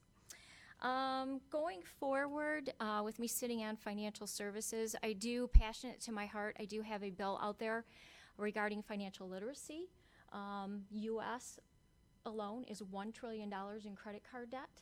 Half of U.S. have not saved for retirement, and I believe having a financial literacy course in high school is very important. It's very near and dear to me. I think we need to educate our young ones going forward as they approach into college and be able to budget and know what they're doing with their dollars.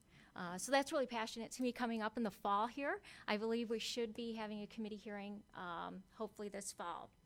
Another thing with the Veterans Home coming here, I have another bill out there. It would be a pilot program for veterans who are medics. They would be able to have the supervision, work with a physician under a supervised environment, and have them be able to do certain procedures, like I said, being supervised by a physician. So I'm really kind of excited about that one as well. Other than that, that's all that I have. So thank you. I think I was the quickest one, too, by the way. All right, you're our new favorite. Representative Farrington, thank you. Well, I have. Someone shortstopped you, Commissioner Sowerby, so I guess we'll go to Commissioner. Yes. We'll go to Representative Hornberger. Yes, we'll stay. No. I've noticed that we are on a lot of committees. There's quite a few of us on health, though. Yeah, so. I am Pam Hornberger, and I'm the state rep from the 32nd District, so Chesterfield Township, New Baltimore, and then a big piece of St. Clair County.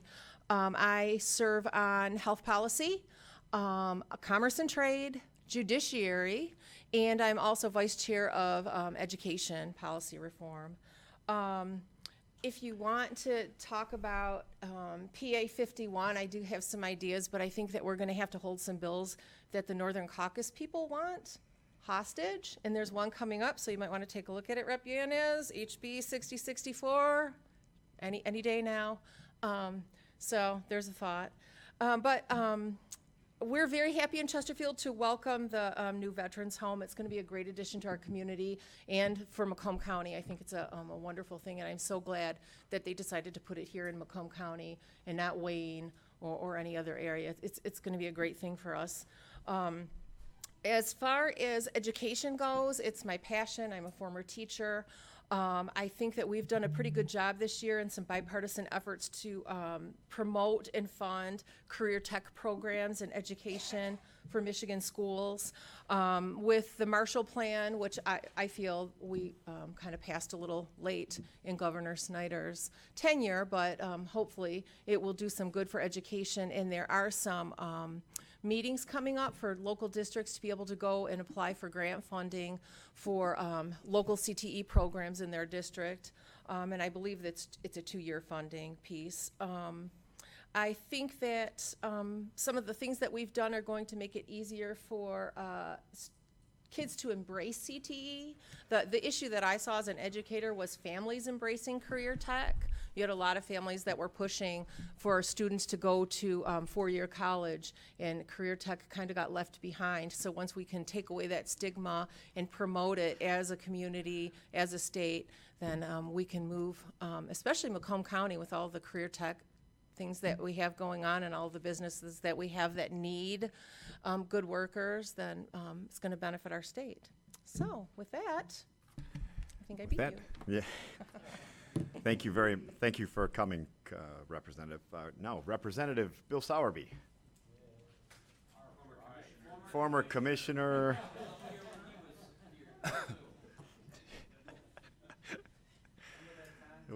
Yes, I do, Don, I do. Well, thank you very much for hosting this today. It's an honor being back here and being able to actually address this esteemed body. It was actually 30 years ago this year that I was first elected to this County Board of Commissioners. Of course, it was a different Board of Commissioners back then, but it's great to see my friends and fellow colleagues, 3 of them still here, Rob Myjack, Don Brown, and Marv Sauger. So it's great to be back. I serve the 31st District, which takes in roughly 2/3 of Clinton Township, Mount Clemens, and Fraser. I serve on the Education Reform Committee with Representative Hornberger, and I also serve on the Judiciary Committee with Commissioner Hornberger, or State Representative Hornberger, and I also serve as the Minority Vice Chair of Natural Resources. I want to expand a little bit on what State Representative Hertel had talked about earlier as an important issue that needs to be addressed, and that's the PFAS issue. This is really resonating huge in our state, and it is all across our state, including Macomb County. It is a substance that is found in the making of frying pans, waterproofing products, Scotch Guard. Big problem over on the west side of the state where Wolverine Shoe Company is. They did a lot of waterproofing, huge problems there, and it's also found in firefighting foams. So the legislature has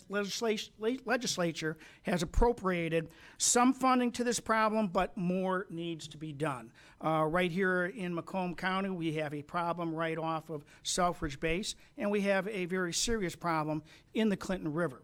And what people fail to realize is that firefighting foam gets used at a lot of industrial sites. At Exalta, the Exalta plant right here in Mount Clemens, on Groesbeck, there is routine firefighting training exercises with their own firefighter units and surrounding communities and training exercises. That foam that gets used oftentimes ends up in the tributaries and into our waterways. Not a good situation.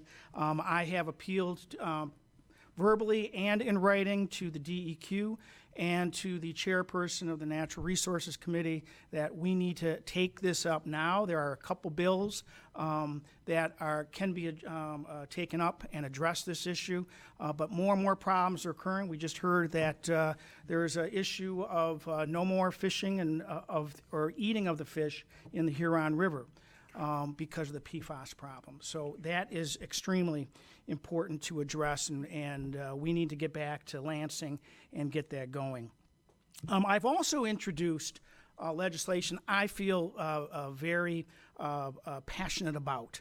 And for a lot of the reason why many of us in this room have seen what's gone on in Macomb County. Unfortunately, Macomb County has experienced some serious corruption in government. And it isn't just about Macomb County, it happens everywhere, but it's right now the epicenter here in Macomb County. And we need to do a better job at the state regarding transparency and accountability of elected officials. We are nearly dead last in this country for accountability and transparency in this country compared to the other states. The fact that we have, as a state house, unanimously passed FOIA bills. You're all subject to FOIA. Every other government is, but not state government. The House last year unanimously passed that. The state Senate refuses to take it up. The leadership does. That's 2 sessions in a row they failed to do that. But something that I've introduced this year deals with personal financial disclosure. Every state in this nation requires their state elected officials to submit personal financial disclosures, every state except Utah and Michigan. That's it. So what myself and some of my colleagues have introduced bills, and these bills address the requirement of the governor, lieutenant governor, secretary of state, Supreme Court justices, court of record judges, those would be circuit court judges, district court judges, state senators, state representatives, board of education, and the 3 major universities, those board members elected, to all have to fill out personal financial disclosures. That keeps conflict of interest from happening by decision makers. On a regular basis, too often, legislation gets passed, decisions get made that financially benefit an elected official, and the public does not have the ability, or the press have the ability, to research how that legislation or that decision affects somebody's personal pocketbook. That's shameful. That's why 48 of our 50 states have passed something like this. So this has been attempted before in the past. I have one of 4 bills that have been submitted, but we've done something more. Several of us elected officials in the state house members have taken it to another step. We have filled out our own personal financial disclosure forms, and we have submitted them publicly. Mine is available at my website, billsowerby.com, for everybody to review. A number of other representatives have done that as well. We believe that this can be a new wave that can go through Lansing and get done, because that is one of the most important things that our public expects of us, is accountability and transparency, and this is the way to get that done. And then lastly, I just want to speak to the issue that some of us have already spoken to, and that is auto no-fault reform. And that has to get taken care of. We saw a bill that was really not acceptable last year that did not pass. Representative Churkin spoke to another package of bills. There is another package of bills. It's called the Fair and Affordable Plan. It's a 15-bill bipartisan plan. 5 Democrats, 10 Republicans, and this is a bill that will actually take up the issue and will actually address the catastrophic care fund, accountability for that, address the hospitals who have been accused of charging too much in the emergency rooms. It'll address the insurance companies who have unfair, non-driving liability issues that should have nothing to do with, such as your zip code, your financial well-being, whether you're a single mom, all those things that are non-driving factors shouldn't have anything to bear on that. So I think that we will be taking that up. Problem is that there's leadership in Lansing that isn't allowing it to happen, anything being taken up. And we need that pushed. And I think that hopefully we'll get that taken care of. Thank you for the opportunity. You're welcome. Thank you, Commissioner, oh, I'm sorry, Treasurer, Representative Sowerby.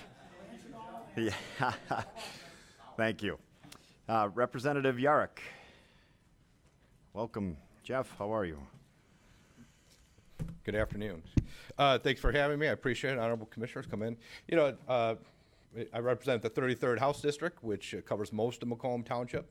It goes up into Ray, Armada, the Armada area, New Haven, Lenox, Richmond, the Richmond communities, and the Macomb County portion of Memphis. And, you know, one thing I want to tell you, I served 17 years on the local city council, so I'm a local government guy. I understand the importance of local, be it county, school boards, cities, villages, and the important part that they play. And frankly, one of the reasons I was in Lansing, went to Lansing, was my frustration with Lansing forgetting that we're a team. I think that there are some people who are elected that think, well, I'm a state rep, so I'm here, and a county commissioner is here, and a congressman's here. I'm going to tell you, it's a level plane. We've all been trusted, and we all share a duty. We know we have this issue regarding Trustee Bucci not resigning in Macomb Township, and I have residents there saying, if you're going to be elected, you need to show up. And fundamentally, this is what I mean to advocate for. We all have a duty. We've all been elected by the people. And in my eyes, we're all equal because we are accountable to our people that we represent. So a few to touch base on a few things. I did want to give kudos to Commissioner Brown. Thank you regarding Chief Petty Officer Freewalt from Armada, a veteran who died, that spent a lot of time running down by the bridge up on 32 Mile Road, the new bridge, and the family asked that be named in his honor. And I want to thank Commissioner Brown for helping to make that happen. The family is very pleased that that occurred and that he's recommended, being remembered there. You talk about road funding. One of the things I want to tell you is that there's not a lot of coverage in Lansing. Everybody, CNN, everyone's focused, in the federal government. Lansing, there's not a lot of media coverage. So when I go to Lansing and I see 2 and 4 and 7 show up, we know there's something that, has caused a divide between the parties, but other than that, most legislation is actually passed on a bipartisan level. And actually, I think the Macomb County delegation, we work very well to talk to each other. In fact, when we first got there, it's not unusual that we all go out to dinner together, kind of talk about our issues. There are certain partisan issues that, yes, at the end of the day, those will divide us. But on many things, we actually work together. So, one issue that 5706, my bill, and most of the delegation came on board, was this whole issue of Act 51. I'm glad to hear the Senator Brandenburg's supportive of doing something. We introduced that in March, the idea of dealing with the center line versus lane miles. We get it. Macomb County is a donor county. We have 8.7% of the population. We get 7% of the money. And people say, well, what's 1.7%? What does that really mean? Well, that means about $22 million that should be coming to Macomb County is going to Sheboygan and the UP and making some really nice roads up there. And I'm frustrated. I believe my colleagues also are frustrated with that piece also, that we're fighting for Macomb County, and it's in a bipartisan fashion. And that bill actually was opened up to co-sponsors for the entire House. When I introduce a bill, I typically send out a co-sponsorship to Democrats and Republicans to allow them to come on and co-sponsor. So we understand this whole Act 51 issue. 5932, another bill. This moves up the road funding plan for 2015. Under the road funding bill, that everybody's registration fees and their gas tax went up. There was the second part was we were going to commit more of our personal income tax, not increase it, but commit more personal income tax to roads. I think it was $180 million that was going to be next year, $350 million the next year, and $600 million and $600 million every year after that. My bill actually said, let's move that up. If we're going to get to $600 million a year, let's just do it now because we need to get it done now. So I promoted that.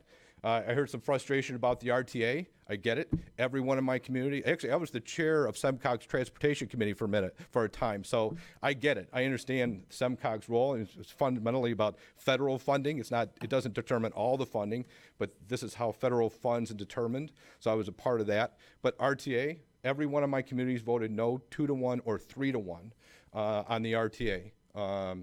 And I introduced an opt-out bill to, regardless if the county voted for it, that our communities could, on their own, decide to opt out and not pay in. And I understand the role of transit, but I will tell you that I've seen the RTA plan, and the farthest bus route that goes into my district was 23 Mile Road. My farthest resident is 15 miles from that. I can drive from Warren to downtown Detroit and come back and go that same distance. I mean, how is it right to have that individual have to pay taxes for a service that's so far away they have to drive 15 miles so they can participate in the system? So I actually tried to have discussions with the RTA. Last summer, I actually went to the RTA board meeting and said, this is the concerns from my district. They actually said, you're the first legislator we've seen come down here. And I said, well, I'm telling you, I'm sharing the concerns of my district. And they're very concerned about senior and disabled transportation, which we already have part of SMART, but what is the RTA going to bring? And regardless of what people sit on, where you guys all sit on the RTA issue, I would just tell you that in my district, we are very disconnected due to our distance, and many of my taxpayers felt that why am I paying into a system that hasn't come to me yet? Let's talk about it when it moves further out. Mental health, this is quite a frustration piece. Again, Macomb County lost $33 million. I think all my House colleagues came together. We had various meetings with DHHS and really hammered on them about this, how we were just poorly treated. A lot of these cuts happened before we got in the legislature. Some of this started, this whole rebasing idea. We lost $33 million, as I said, in 18 months. We were able to restore $5 million in the last year's budget. I will tell you that as ridiculous as it sounds, I'm going to tell you it's ridiculous, but in the appropriates world, because I'm on the appropriates committee, the state wanted to see a match from Macomb County, some good faith money in that.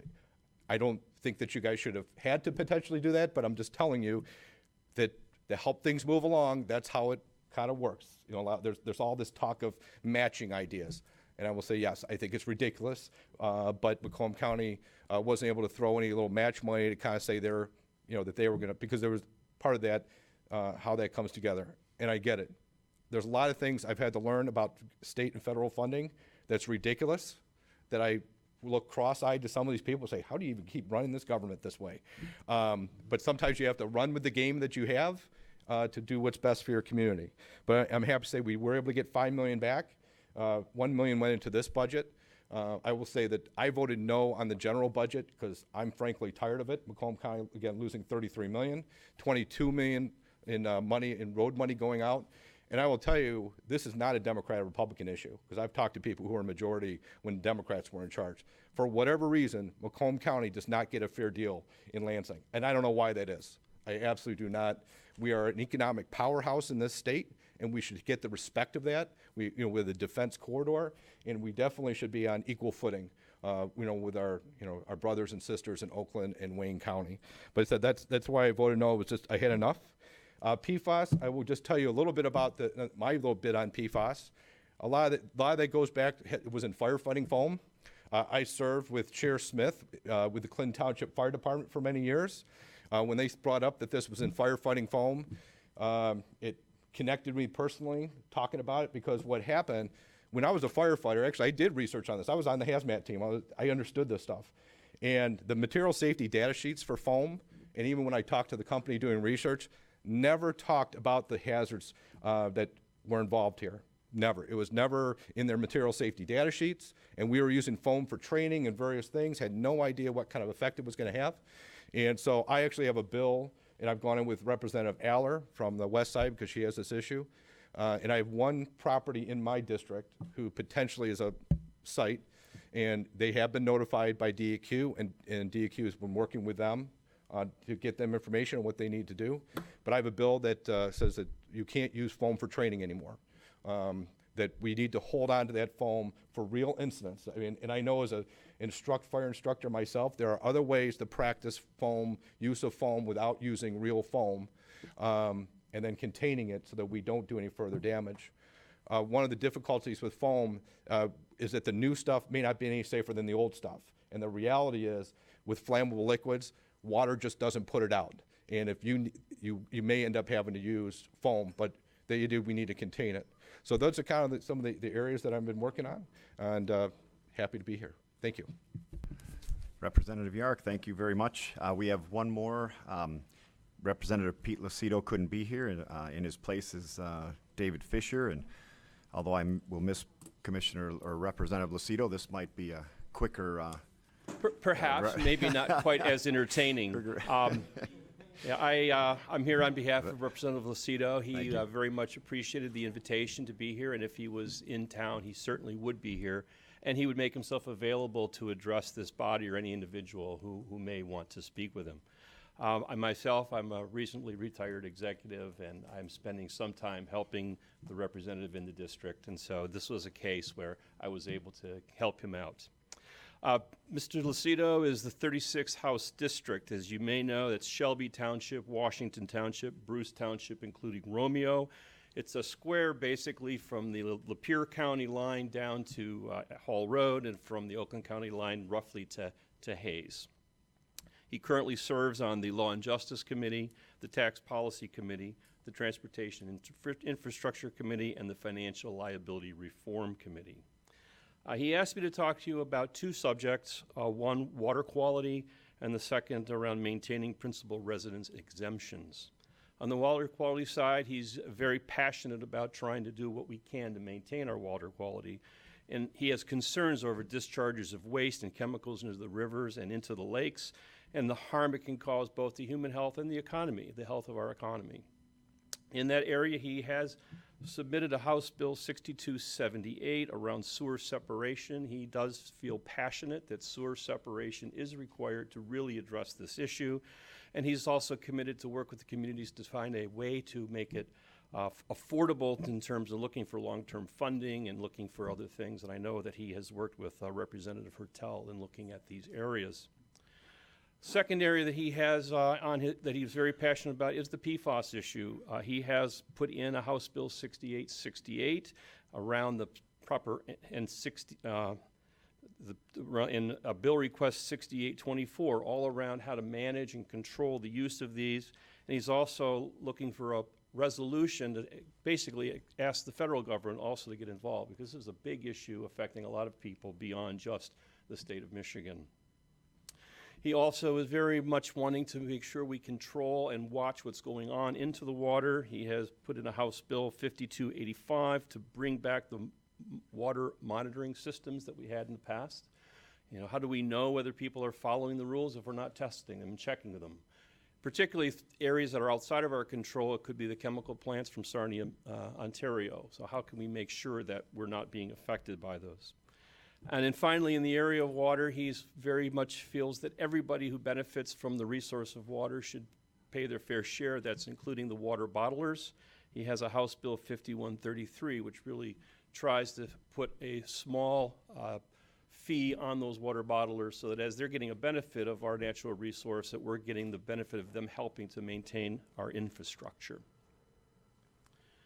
The second area he wanted me to talk about was maintaining principal residence exemptions. And there can be cases where due to a tragedy beyond your control, that exemption becomes in jeopardy. Recently, House Bill 4905 was signed into Public Act 133 of 2018. What this does is, say you're living in a house, you have that resident exemption, you become ill and you have to convalesce outside of your home, maybe outside of the state, that you should not lose that benefit of that personal resident exemption. And so that has recently passed. Second is a similar case. If you were subject to a catastrophe, a flood, a tornado, something knocks your house down, and you are forced to live outside of that home while that house is being rebuilt. The House Bill 5454 would allow you to maintain that exemption while that house is being rebuilt. So those were two areas that he definitely wanted me to talk about. You know, how they affect the residents of Macomb County. I think it's clear. Clean water, good for our health, good for our economy. If it goes the other direction, bad for both. The areas of these personal resident exemptions, I think it's the right thing to do. A person who is struck by a disaster or something that happens to them because of their medical condition shouldn't be further impacted by losing that important exemption. The last thing I'd like to mention is there's a lot of talk about the roads. Pete has been a very vocal critic of Public Act 51. And I think you'll find that he will be a colleague in support of changing that. He also has House Bills 5847 and 4890, which really address transparency in the Michigan Catastrophic Claims Fund.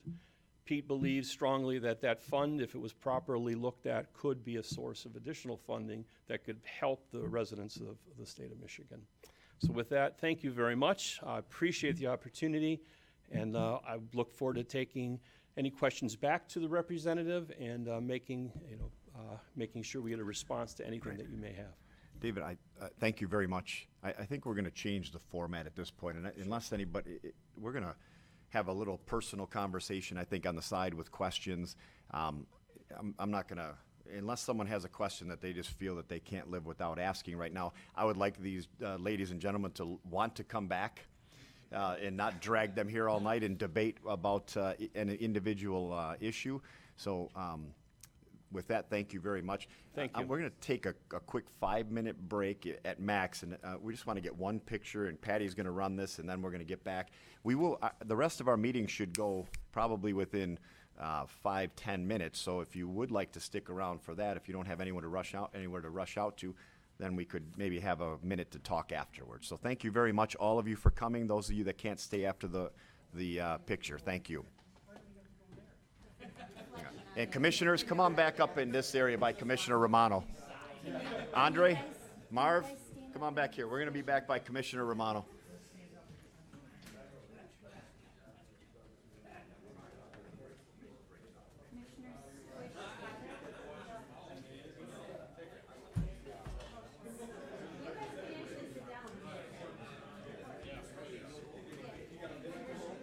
Hey, Sowerby, when did you become Italian? Okay,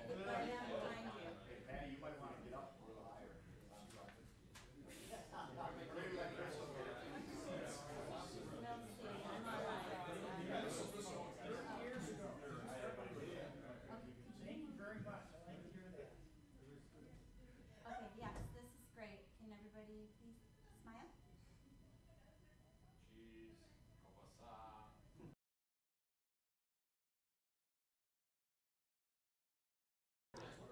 All right, commissioners. We're going to move on to item 10A.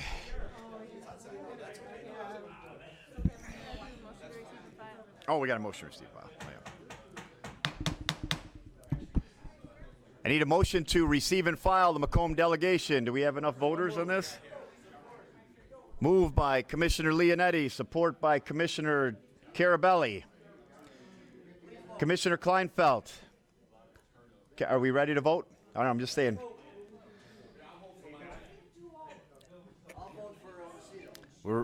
This is a motion to receive and file.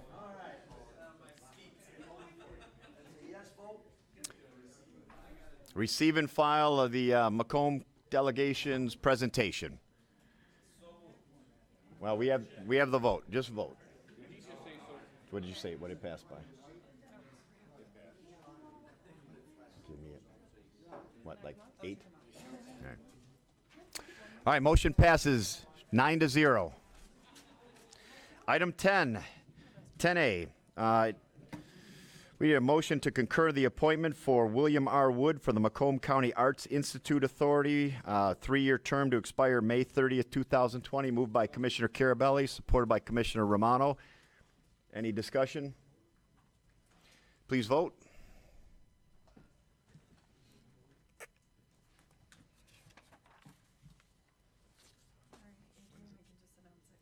Just announce it. Tell me you're going to tell me how many. Motion passes 11-0. Item 10B. We need a motion to appoint Betty Bishop to fill the vacancy for partial term on the Older Adult Advisory Committee. Moved by Commissioner Kleinfeld, support by Commissioner Myjack.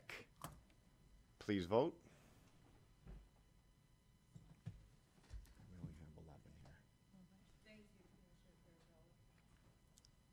Good. Motion passes 11-0. Item 11, Finance Committee recommendations.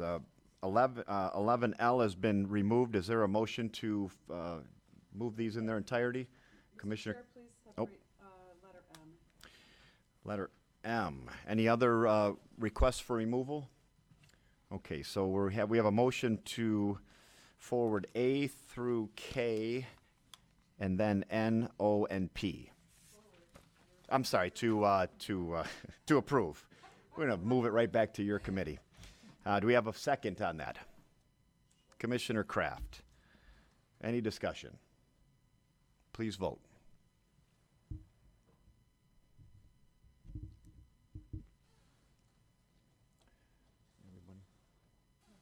Motion passes 11-0. Need a motion for 11M. Need a motion to approve 11M. Motion by Commissioner Kleinfeld, support by Commissioner Leonetti. Any discussion? Please vote.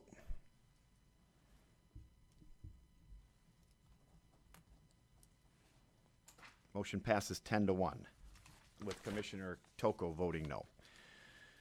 Item 12, ordinances. I need a motion to adopt ordinance 2018-02 for the 2019 June and August year-end funds budget appropriations ordinance. Moved by Commissioner Brown, supported by Commissioner Duge. Please vote. I don't see any questions.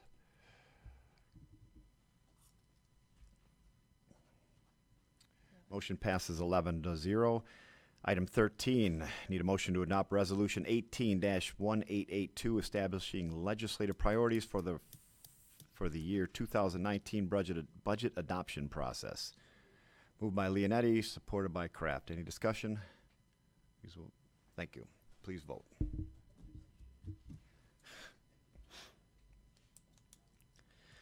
Motion passes 0. Sorry. Item 14, proclamations. We have A and B. Would anyone like to move those in their entirety? By Commissioner Carabelli, support by Commissioner Kraft. Any discussion? Please vote.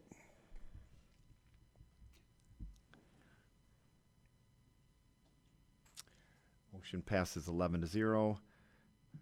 Item 15A. We'd had a correspondence from County of Marquette Board of Commissioners in support of the nonpartisan voters group to redistrict. On a nonpartisan way, we just got this mailed to us and asked us to take a look at it. So we did a motion to receive and file this. Commissioner Kleinfeld, supported by Commissioner, Commissioner Leonetti. Yes. Please vote.